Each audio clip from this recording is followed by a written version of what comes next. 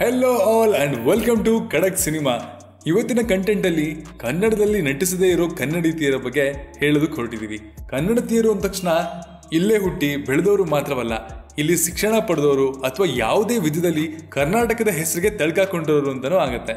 And ಈ content ನ ಸೂರಜ್ ಶೆಟ್ಟಿ ಅವರು ಬರೆದಿದ್ದಾರೆ. ಓಕೆ, ನಿಮ್ಮನ್ನು ಇನ್ನೂ ವೆಯ್ಟ್ ಮಾಡಿಸಕ್ಕೆ ನಮ್ಗೆ ಇಷ್ಟ ಇಲ್ಲ. Let's jump into the topic. ಮೊದಲಿಗೆ ಟಾಲಿವುಡ್ ಫಿಲಂ ಇಂಡಸ್ಟ್ರಿನಲ್ಲಿ ತಮ್ಮ ಗ್ಲಾಮರಸ್ ನಟನೆಯ ಮೂಲಕ ಇತ್ತೀಚೆಗೆ ಪ್ರಖ್ಯಾತಿಗೆ ಬಂದಿರುವಂತಹ ನಿಧಿ ಅಗರ್ವಾಲ್ ಕೂಡ ಕನ್ನಡದವರೇ. ಹೈದರಾಬಾದ್ ಅಲ್ಲಿ ಜನಿಸಿದ ಮಾರ್ವಾಡಿಯ ಕುಟುಂಬಕ್ಕೆ ಸೇರಿದ ಹುಡುಗಿ ಈಕೆ. ಬೆಂಗಳೂರಲ್ಲೇ ಬೆಳೆದು ಕ್ರೈಸ್ಟ್ ಯೂನಿವರ್ಸಿಟಿನಲ್ಲಿ ವಿದ್ಯಾಭ್ಯಾಸ ಪಡೆದಿರೋ ಕನ್ನಡನ ಚೆನ್ನಾಗೇ ಮಾತಾಡ್ತಾರಂತೆ.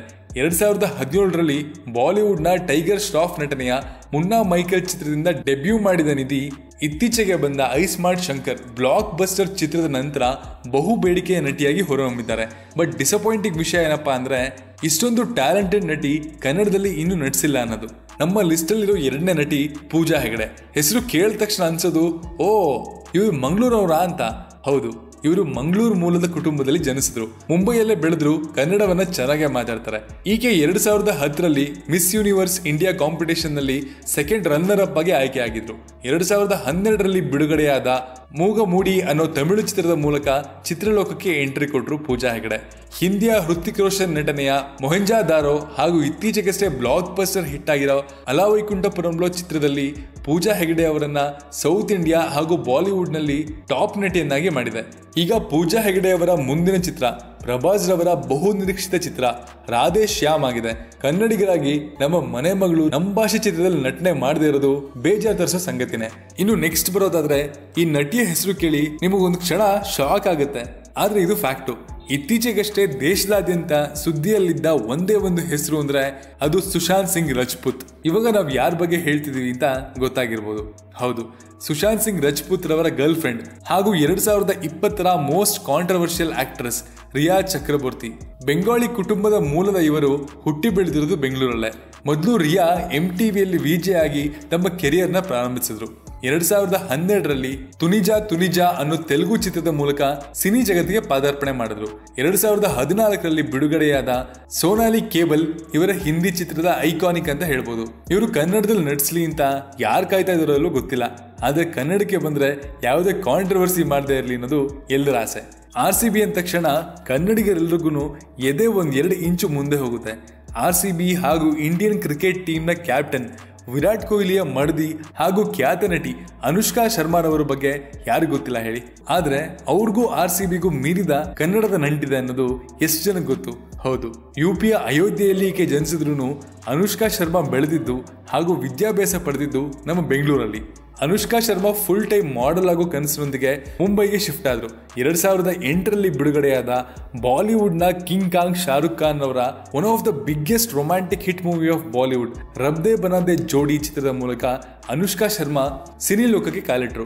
ಅಲ್ಲಿಂದ ಇಂದಿನವರೆಗೂ ಅನುಷ್ಕಾ ಬಾಲಿವುಡ್ ನಲ್ಲಿ ಯಾವುದೇ ಗಾಡ್ ಫಾದರ್ ಇಲ್ಲದೆ ಸ್ವಂತ ಶ್ರಮದಿಂದ ಬೆಳೆದು ಬಂದು ಈಗ ಬಾಲಿವುಡ್ ನ highest paid and most successful actress ಆಗಿ ಮಿಂಚ್ತಾ ಇದ್ದಾರೆ. ಈಗ ವಿರಾಟ್ ಕೊಹ್ಲಿಯ ಮುದ್ದಿನ ಮಡದಿಯಾಗಿ ಮೊದಲ ಮಗುವಿಗೆ ಜನ್ಮ ಕೂಡ ನೀಡಿದ್ದಾರೆ. ಅನುಷ್ಕಾ ಶರ್ಮಾ ಕೂಡ ಕನ್ನಡ ಮಾತಾಡಬಲ್ಲರು, ಆದ್ರೆ ಕನ್ನಡಿಗರಿಗೆ ಅವರು ಫುಲ್ ಪ್ಲೇಡ್ಸ್ ನಲ್ಲಿ ಕನ್ನಡ ಸಿನಿಮಾದಲ್ಲಿ ಡೈಲಾಗ್ ಹೇಳೋದನ್ನ ಕೇಳಬೇಕು ಅಂತ ಭಾರಿ ಆಸೆ ಅಂತೂ ಇದ್ದೇ ಇರುತ್ತೆ. ಐಶ್ವರ್ಯ ರೈ ಬಚ್ಚನ್ ಈ ಹೆಸರು ಹೇಳ್ತಿದ್ದಂಗೆ ಅದೇನೋ ಒಂದು ಕರೆಂಟ್ ಪಾಸ್ ಆಗ್ಬಿಡುತ್ತೆ. ಈಗ ಆಕೆನ ನೋಡಿದವರು 47 ವರ್ಷ ಅಂತ ಹೇಳಿದ್ರೆ ನಂಬೋಕ್ಕಾಗದೇ ಇಲ್ಲ.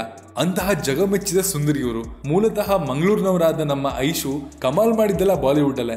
1994ರಲ್ಲಿ ಪ್ರೆಸ್ಟೀಜಿಯಸ್ ಮಿಸ್ ವರ್ಲ್ಡ್ ಕಿರೀಟಕ್ಕೆ ರಾಣಿಯಾದ್ಮೇಲೆ 1997ರಲ್ಲಿ ಮಣಿರತ್ನಂ ನಿರ್ದೇಶನದ ಇರುವರ್ ಚಿತ್ರದಲ್ಲಿ ಪಾದಾರ್ಪಣೆ ಮಾಡಿದ್ರು. ಅದೇ 1997ರಲ್ಲಿ ಅವ್ರ ಪ್ಯಾರ್ ಹೋಗಯ ಚಿತ್ರದ ಮೂಲಕ ಬಾಲಿವುಡ್ಗೆ ಕೂಡ ಕಾಲಿಟ್ರು.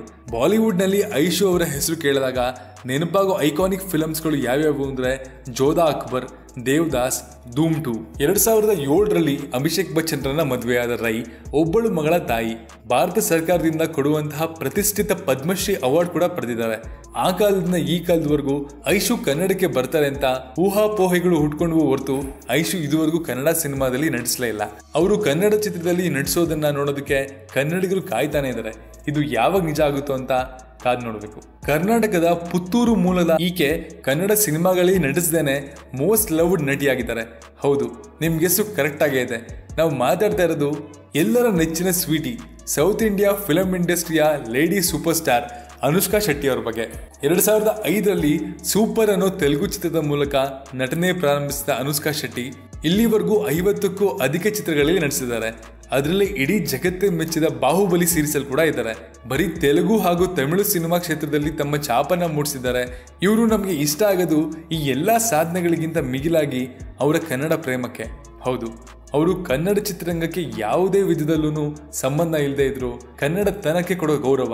ಅದಕ್ಕೆ ತಾನೇ ಅವರು ಇಲ್ಲಿರೋ ಕನ್ನಡ ನಟಿಯರಿಗಿಂತ ನಾವು ಅವ್ರನ್ನ ಹೆಚ್ಚಾಗಿ ಇಷ್ಟಪಡುವಂಗೆ ಮಾಡ್ಕೊಂಡಿರೋದು. ಹಿಂದೊಮ್ಮೆ ಶೆಟ್ಟರು ಕನ್ನಡದಲ್ಲಿ ಅವಕಾಶ ಬಂದರೆ ಖಂಡಿತವಾಗೂ ನಟಿಸ್ತೀನಿ ಅಂತ ಹೇಳಿದ್ರು.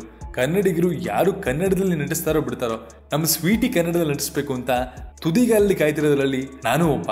ಐ ಆಮ್ ಶ್ಯೂರ್ ನಿಮಗೆ ಇಂದಿನ ಕಂಟೆಂಟ್ನಲ್ಲಿ ಕೆಲವು ಹೆಸರುಗಳು ನೋಡಿ ಶಾಕ್ ಆಗಿರೋದಂತೂ ಗ್ಯಾರಂಟಿ. ಇವ್ರುಗಳು ಕನ್ನಡ ಫಿಲಮ್ಗಳಲ್ಲಿ ನಟಿಸದೇ ಇರೋದಕ್ಕೆ ಪ್ರಾಕ್ಟಿಕಲಿ 2 ಕಾರಣಗಳಿರ್ಬೋದು.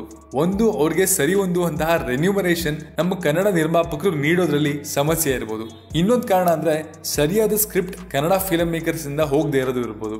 ಆದ್ರೆ ಎಲ್ಲ ಸಿಕ್ಕಿ ನಟಿಯರು ಕನ್ನಡದಲ್ಲಿ ನಟಿಸ್ಬೇಕು ಅಂತ ನಿಮ್ಮ ಆಸೆ. ಇಲ್ಲಿ ನಾವು ಟ್ರೆಂಡಿಂಗ್ ನಲ್ಲಿರೋ ನಟಿಯರ ಬಗ್ಗೆ ಮಾತ್ರ ಹೇಳಿದೀವಿ. ನಿಮಗೆ ಇನ್ನೂ ಕೆಲವು ನಟಿಯರ ಬಗ್ಗೆ ತಿಳಿದಿದ್ರೆ ಕಮೆಂಟ್ ಬಾಕ್ಸ್ ನಲ್ಲಿ ಕಮೆಂಟ್ ಮಾಡಿ ತಿಳಿಸಿ. ಮುಂದಿನ ದಿನಗಳಲ್ಲಿ ಅವ್ರ ಬಗ್ಗೆ ಕೂಡ ವಿಡಿಯೋ ಮಾಡೋದಕ್ಕೆ ಪ್ರಯತ್ನಿಸ್ತೀವಿ. Signing off, Manu.